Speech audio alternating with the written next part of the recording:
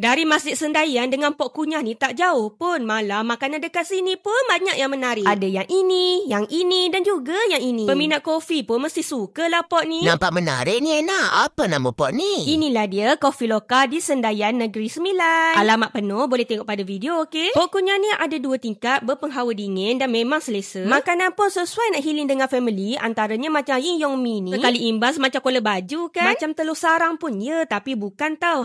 Nasihat Enna kena rendam dalam kuah waktu kuah tu panas-panas. Rasa dia seakan-akan kuih tiaw lakna. Tekstur kuah dia pekat likat dan ada rasa umami sedikit dari kicap dan sos tiram. Pilihan nasi pun ada, antaranya macam yang Yazid kunyah ni. Potongan kambing grill dia senang nak kunyah dan kuah black pepper pun kena dengan cita rasa Yazid. Cuma hati-hati dengan tulang kambing lah, okey? Enna waktu datang dekat sini nak kunyah yang ringan-ringan. Antara pilihan Enna macam cucuk udang dengan sambal ni, salmon crispy roll. Ini pertama kali tau Enna kunyah popiah inti salmon. Sedap juga ya, memang susah nak jumpa kat tempat lain ni. Dan yang ini pula paling Enna tak boleh tolak dekat mana-mana sekalipun. Cumanya dekat sini tekstur dia agak kurang likat tapi masih sedap tau. Aroma daun kari ada, wangi lemak dari butter pun ada, pedas tu ada. Cukup lah bagi Enna. Untuk minuman of course lah ada banyak pilihan. Macam yang Enna cakap tadi, coffee lover mesti suka Pok ni. Rasa kopi dia serius, memang sedap. Minuman selain kopi pun ada juga dekat sini, jangan risau. Jangan lupa kek dan pastry dekat sini pun ada. Bagi Enna memang lengkap lah dekat sini. So apa tunggu lagi? Yuk cuba. Memang marem weh.